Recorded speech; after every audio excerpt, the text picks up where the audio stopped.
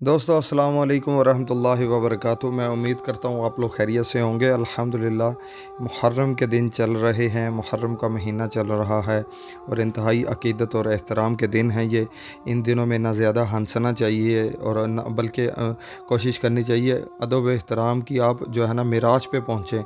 गाली गलौज से परहेज़ करें, लड़ाई झगड़े से परहेज़ करें। आपके दिल में इमाम हुसैन, आपके घरों में इमाम हुसैन रज़ियल्लाहु ताला अन्हो का तज़किरा हो, आपके दोस्तों में, ऑफिसेज़ में, जहाँ कहीं भी आपका इज्तिमा होता है तो वहाँ पे यही बातें होनी चाहिए कि आजकल जो दिन चल रहे हैं इनकी अहमियत क्या है और इनके बारे में हमें कौन सी मालूमात पता है और क्या हमें नहीं मालूम। बल्कि ऐसा भी देखने में आया कि बहुत से लोगों को तो इन 10 दिनों के मतलब कुछ भी पता ही नहीं है, क्योंकि हम दुनियादारी में इतने ही खो चुके हैं कि हमें अब नाउज़ बिल्ला सुम्मा नाउज़ बिल्ला कह रहा हूँ कि हम इन दिनों की अहमियत को ना जानते हैं, ना हम जानने की कोशिश करते हैं, ना हम ये भी कह देते हैं हमें जानने की क्या ज़रूरत है, उलमा इकराम को पता है, बस ठीक है वही कर लेंगे। ऐसा कुछ नहीं है। इससे हमारे ईमान की जो है ना वो कमी होती है ईमान में। जब ईमान में कमी होती जाएगी तो फिर ईमान एक रेत के ज़र्रे की तरह रह जाएगा। तो वो जो रेत का ज़र्रा हम लेके क़यामत वाले दिन अल्लाह के हुज़ूर हाज़िर होंगे तो आप खुद सोचेंगे उसकी क्या अहमियत होगी। तो इंशाअल्लाह ताला ये 9 और 10 मुहर्रम का जो रोज़ा है उसके भी जहन बना लें कि ये रोज़ा भी रखना है इंशाअल्लाह ताला। यहूदी जो हैं एक दिन का रोज़ा रखते हैं, तो आका अलैहिस्सलाम ने फरमाया जिसका मफ़हूम है कि हम 2 दिन का रोज़ा रखेंगे ताकि हमारी उनके साथ मुशाबिहत ना हो।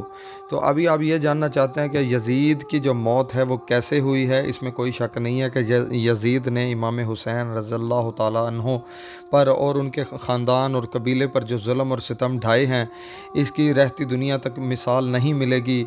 और पानी तक ना दिया और बड़ी बेदर्दी के साथ यानी कि उन्हें शहीद किया गया है। लेकिन ऐसे लोगों की मौत भी अल्लाह ताला इबरत का निशान बनाते हैं। जैसे फ़िरऔन की मौत थी, अल्लाह ताला ने इबरत का निशान बनाया उसको, और वो अगर क़यामत तक के लिए उसको जो है ना कुरान मजीद में उस आयत को महफूज कर दिया है कि फिर हम उसके बदन को जो है ना निकाल लेंगे और वो लोगों के लिए जो है ना इबरत का निशान रहेगा। तो यज़ीद की मौत के बारे में भी मुख्तलिफ़ रवायात यकीनन किताबें में मौजूद होंगी, लेकिन मुझे जो पढ़ने में आई है वो मैं आपके सामने पेश करता हूँ कि यज़ीद पलीद की जो मौत है का एक सबब ये भी बताया जाता है कि वो एक रोमी नस्ल लड़की के इश्क में गिरफ़्तार हो गया था, मगर वो लड़की अंदरूनी तौर पर इससे नफ़रत करती थी। एक दिन रंग रलियां मनाने के बहाने इसने यज़ीद को दूर वीराने में तन्हा बुलाया और यज़ीद बदबख्त उस लड़की की आवाज़ पर लब्बैक कहता हुआ वहाँ पे पहुँच गया। उसने सोचा वहाँ पे रंग रलियाँ मनाऊँगा, खुशियाँ मनाऊँगा, एक लड़की खूबसूरत ने मुझे बुलाया है तो मेरी तो जो है ना अब लॉटरी लग गई है, अब मैं तो जा रहा हूँ खुशियाँ मनाने के लिए। तो वहाँ की ठंडी हवाओं ने यज़ीद को बदमस्त कर दिया, इसमें कोई शक नहीं है। उस लड़की ने माहौल ही ऐसा बनाया कि यज़ीद जो है ना उसके पंजे में मुकम्मल तौर पे आ जाए, क्योंकि आखिर वो भी यज़ीद था, एक कातिल था, एक जो है ना क्या कहते हैं उसे, कातिल की क्या अहमियत होती है, लानत ही भेजती है दुनिया उस पर। तो वो एक कातिल था, तो उसने यही सोचा कि यार अब बड़ा जो है ना लुत्फ़अंदोज़ होने का वक्त हुआ चाहता है। तो लेकिन वो जो लड़की थी उसके दिल में कुछ और चल रहा था। उस दोशीज़ा ने ये कहते हुए कि जो बेगैरत व नाबुकार शख्स नबी के नवासे का गद्दार हो वो मेरा कब वफ़ादार हो सकता है, ये अल्फाज उसने यज़ीद को दोहराए, उसके सामने कहे। फिर क्योंकि वो जब ज़ाहिर है शराब में बदमस्त हुआ पड़ा था तो उसे अपनी होश भी नहीं थी, तो लेकिन क्या है कि वो उसने उसके सामने वो अल्फाज दोहराए लड़की ने। तो फिर उसने खंजर निकाला और खंजर आबदार के पे दर पे वार करके चीर फाड़ कर उसको वहीं फेंक दिया जैसे कि गोश्त के टुकड़े कर दिए जाते हैं। उस लड़की ने ऐसा किया।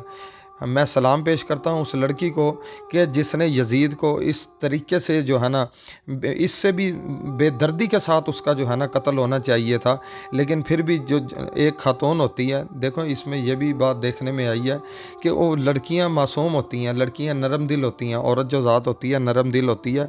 लेकिन यज़ीद का जुल्म इतना था कि उसने उस औरत को भी जो है ना उसके हाथ में खंजर थमा दिया और उस औरत के दिल में वहशत डाल दी कि इसको मैं किसी तरीके से मैं ख़त्म कर दूं। تو یہ اس میں کوئی شک نہیں ہے کہ جب کوئی بھی شخص انتقام کی آگ میں بھڑکتا ہے تو پھر وہ یہ نہیں دیکھتا کہ وہ لڑکی ہے یا وہ لڑکا ہے، وہ اپنا انتقام لے کر ہی جو ہے نا چھوڑتا ہے۔ پھر کیا ہوا، چند روز اس کی لاش چیل کووں کی دعوت میں رہی۔ چیل اور کوے جو ہیں اس کی لاش کو کھاتے رہے، چباتے رہے، لیر و لیر کرتے رہے، اور سنڈیاں اور گند اس کی لاش میں پڑ گیا۔ بالآخر ڈھونڈتے ڈھونڈتے اس کے جو اہالی تھے، موالی، نوکر چاکر وہاں پہنچے اور گڑھا کھود کر اس کی سڑی ہوئی لاش کو وہیں داب کر آ گئے، کیونکہ وہ لاش نہ اٹھانے کے قابل تھی نہ کہیں لے جانے کے قابل تھی۔ تو انہوں نے اسی میں عافیت سمجھی کہ اس غلاظت کے ڈھیر کو اب یہیں پہ دفن کر دیا جائے تو اسی میں عافیت رہے گی۔ تو یہ انجام ہوا ہے یزید کا، اور یہی انجام ہوتا رہے گا یزید جیسے یزیدوں کا جو امام حسین کے دشمن ہیں، امام حسین رضی اللہ تعالیٰ عنہ کے اہل بیت کے جو دشمن ہیں، ان کا یہی انجام ہوتا رہے گا، ان کے ساتھ ایسا ہی ہوتا رہے گا، لیکن اس کی اشکال مختلف ہو سکتی ہے، اس کی شکل مختلف ہو سکتی ہے۔ تو یہاں پہ یہ پیغام بھی میں دینا چاہتا ہوں کہ ہمیں اہل بیت سے محبت کرنی چاہیے، اہل بیت کا احترام کرنا چاہیے۔ اہل بیت کے یہ جو دن ہیں، محرم کے یہ جو دن ہیں، ان دنوں میں ہمیں ان سے جو ہے نا، جیسے ایک تعزیتی ہوتا ہے نا، تعزیتی اظہار، ایک تو وہ ہے چیز ہے، ایک ہے محبت کا اظہار کہ انہوں نے کس طرح اسلام کی خاطر قربانی دی ہے۔